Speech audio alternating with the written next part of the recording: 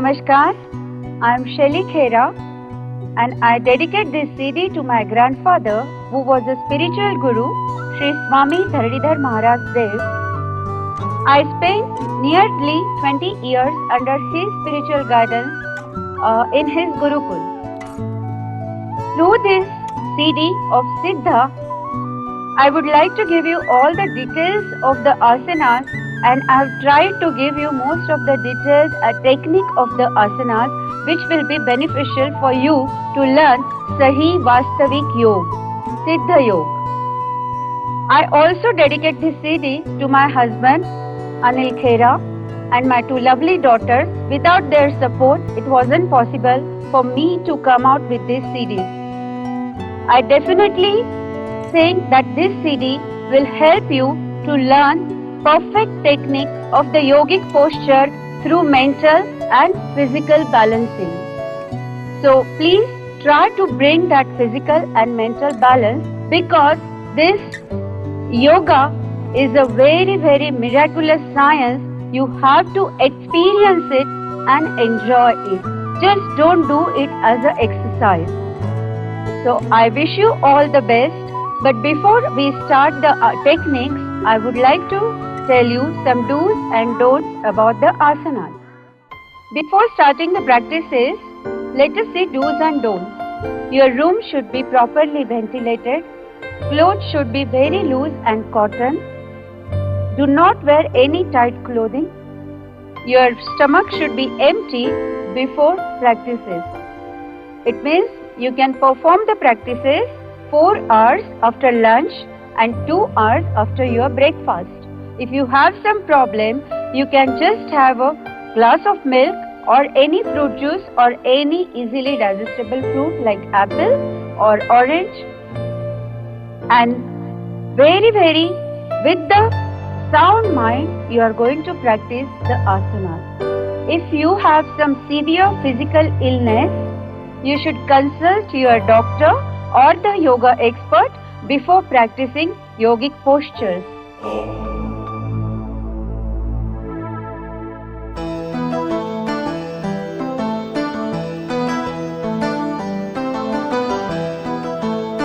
जब हम आसन करने के लिए तैयार हो जाते हैं तो सबसे पहले हमें सुखासन करना चाहिए। सुखासन यानी कि हैप्पी पोज, और हैप्पी मतलब कि खुशी, मन की खुशी, शरीर का संतुलन।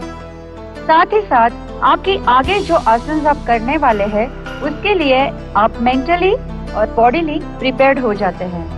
तो आइए अब हम इसकी टेक्निक देखते हैं। सबसे पहले आप नीचे बैठ जाइए, पैरों को आगे की ओर कीजिए, स्ट्रेच कीजिए।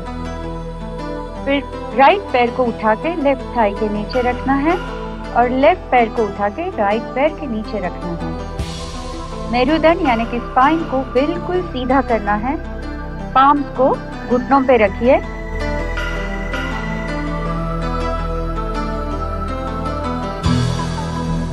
एल्बोज बहुत ही रिलैक्स होने बहुत जरूरी है। शोल्डर में कोई स्ट्रेच नहीं होना चाहिए, शोल्डर रिलैक्स होने चाहिए। आंखों को बंद कर लीजिए और पूरा ध्यान अपनी सांसों पे केंद्रित कीजिए।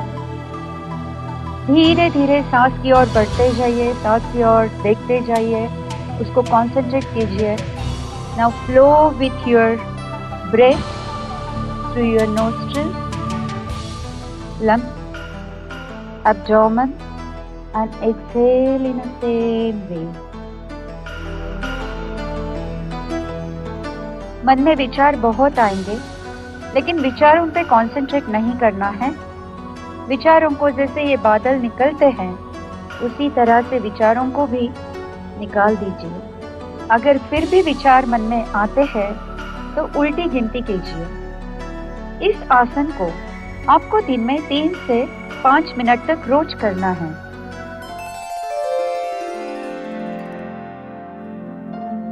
पर्सनली इसके फायदे बहुत है, जैसे कि मैंने पहले भी बताया था कि हार्ट बीट धीमे हो जाती है, नर्वस सिस्टम बैलेंस हो जाता है। साथ ही साथ आपका स्पाइन स्ट्रेट रहने से आपका पोस्चर सही हो जाता है। नहीं तो आप देखिए, जैसे आपका पोस्चर होगा वैसे आपका कॉन्फिडेंस लेवल होगा। जितना आप अपनी बॉडी को स्लाउच करेंगे उतने ही आपका लैक ऑफ कॉन्फिडेंस रहेगा। तो अपने आप को जब आपको कॉन्फिडेंस बनाना है तो आपको स्पाइन को हमेशा सीधा रखने की कोशिश करनी है और ये आसन उसके लिए बहुत लाभकारी है। सुखासन के बाद हम करते हैं तालासन। तालासन से अपने बॉडी एंड माइंड कोऑर्डिनेशन बहुत अच्छा होता है, साथ ही साथ हमारा मन और शरीर को बैलेंस करने की आदत लगती है। Talasana is a very beautiful posture name palm tree pose. नारियल का पेड़ को गिरते हुए बहुत ही कम आपने देखा होगा, इतनी उसमें स्ट्रेंथ है। तो तालासन वही स्ट्रेंथ आपको देता है अगर आप इसको करते हैं। अब हम तालासन शुरू करते हैं। शरीर को पूरी तरह से रिलैक्स कीजिए। कोई भी आसन करने से पहले शरीर में कहीं भी स्ट्रेस नहीं होना चाहिए, इसका ध्यान रखना जरूरी है। पैरों में 1 फीट का डिस्टेंस लीजिए। उसके बाद में नजर को एक पॉइंट पे एकाग्र कीजिए। इनहेल करते हुए हाथ और एड़ी को ऊपर उठाइए। हाथों को कान के पास में होना चाहिए, टच होने चाहिए, जिसे हम कहते हैं हाथ और कान की दोस्ती। आप एकाग्र नजर से देखेंगे ताकि आप बैलेंस नहीं खोएंगे। यहाँ पर आप 4 काउंट्स तक होल्ड करेंगे। उसके बाद में exhaling, turn your palm around, give a good back stretch और एडी और हाथ दोनों साथ में नीचे आएंगे।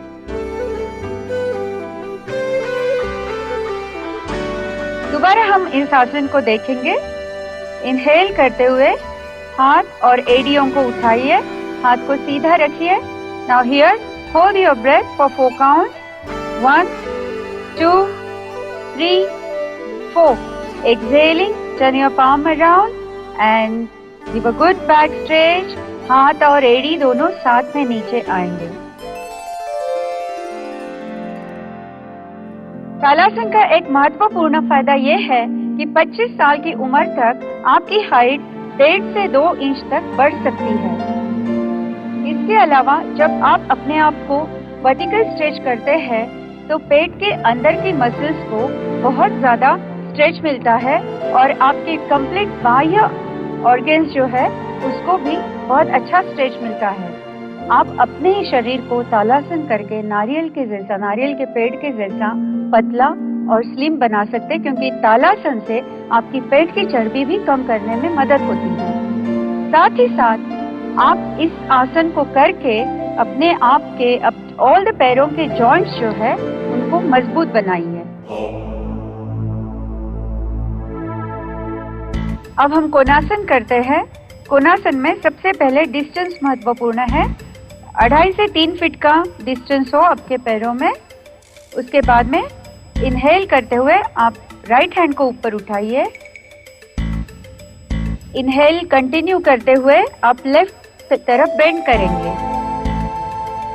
अब आप देखेंगे यहाँ पर वेस्ट को बाहर निकालना नहीं है। यहाँ पर ये नहीं मैटर करता आप कितना झुके हैं, ये मैटर करता है कि आपको स्ट्रेच पैरों से लेके बगल तक मिलना जरूरी है। उसके बाद में एक्सहेल करते हुए आप सीधे हो जाएंगे और हाथ को पूरा बैक स्ट्रेच देते हुए रिलैक्स होंगे। अब हम लेफ्ट हैंड से करेंगे। इनहेल करते हुए हाथ को ऊपर उठाइए और inhale continuous, bend towards right. Waist को बाहर नहीं निकालना है, वेस्ट सीधा है, खाली अपर बॉडी आपको बेंड करनी है ताकि आपको पूरा लंग्स तक स्ट्रेच मिले। एक्सहेल करते हुए वापस आइए, पाम को ट्विस्ट करते हुए बैक स्ट्रेच देते हुए रिलैक्स कीजिए।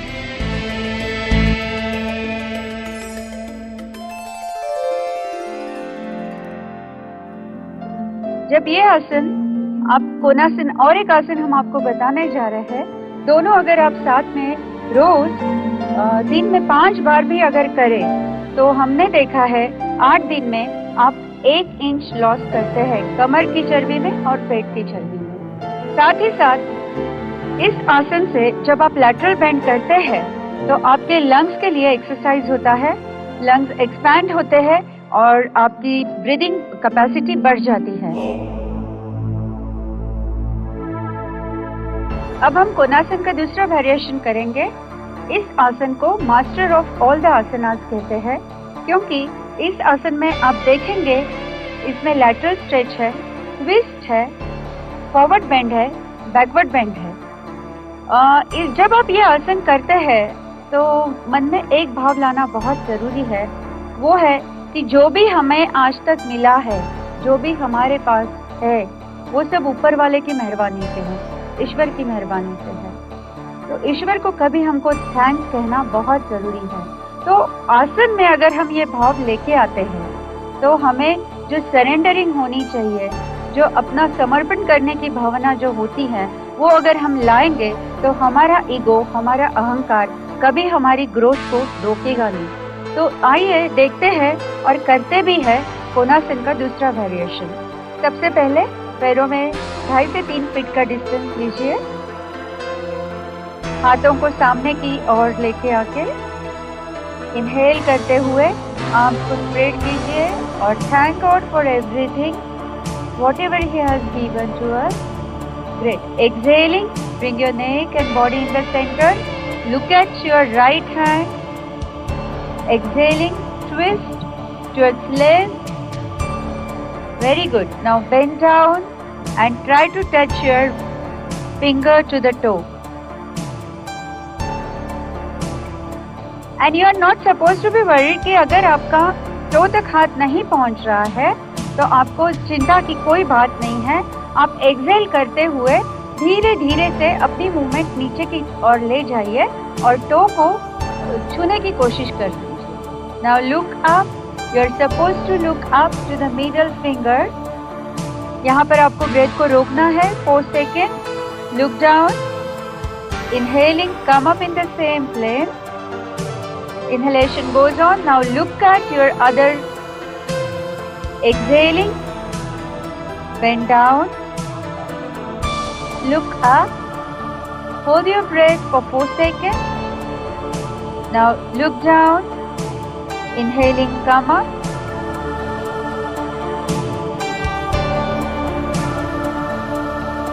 Exhaling, relax. When I say relax, you are supposed to relax all the body parts. एक बार और करेंगे। Take the gesture, distance 2.5 and 3 feet के बीच में। Inhaling,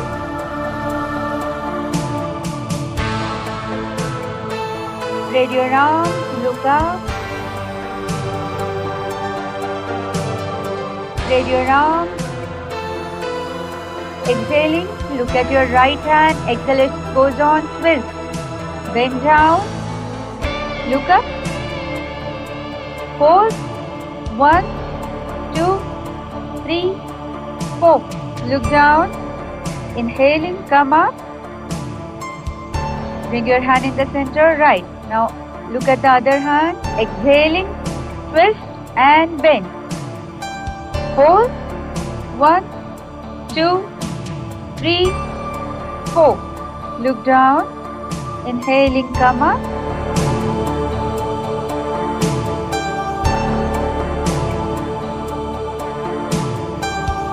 And exhaling, relax.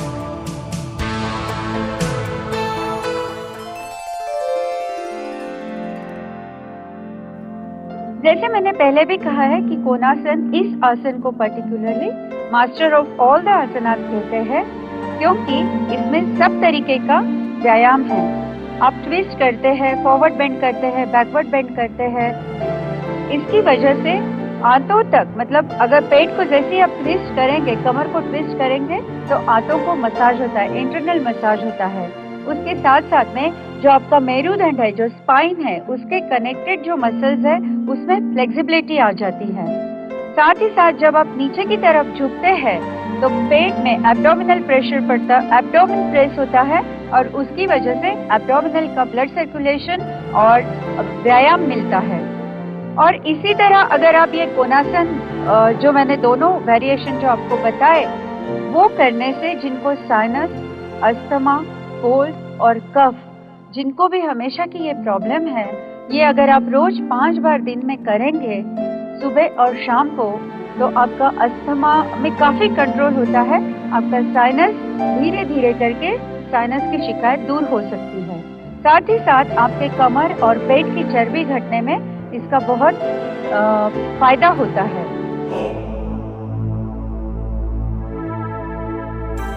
अब हम देखते हैं उत्कटासन, उसकी टेक्निक। सबसे पहले 1 फीट का डिस्टेंस लेंगे पैर में, हाथों को रिलैक्स पोजीशन में रखेंगे बॉडी के साथ। इनहेल करते हुए हाथ और एड़ियां उठाना शुरू करेंगे।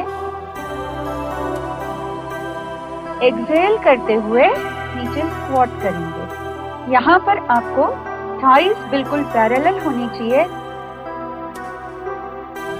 बिल्कुल फोकस आपका हटाना नहीं है। अब इनहेल करते हुए बहुत ही धीरे से ऊपर आएंगे और exhaling, hand and toes relax. जब आप ये आसन करते हैं तब आपको एक बात का ध्यान रखना है, जिनको हाई बीपी है उन्होंने अपने टोज रेज नहीं करने हैं, और जिनका नी पेन है, आर्थराइटिस पेशेंट्स है, उनको ज़्यादा से ज़्यादा अगर बहुत सीवियर पेन है तो अवॉइड करना है करना। लेकिन अगर कभी कभी हल्का सा दर्द है तो आप किसी चीज़ का सहारा लेके आप बॉडी को सीधा रख के जहाँ तक आप बैठ सकते हैं वहीं तक बैठना है। और जरा सा भी दर्द अगर शुरू होता है तो आपको इमीडिएटली वो आसन को स्टॉप करना है। हम दोबारा करते हैं ब्रीदिंग पैटर्न के साथ। Inhaling, raise your hands and toes. Exhaling, start squatting down.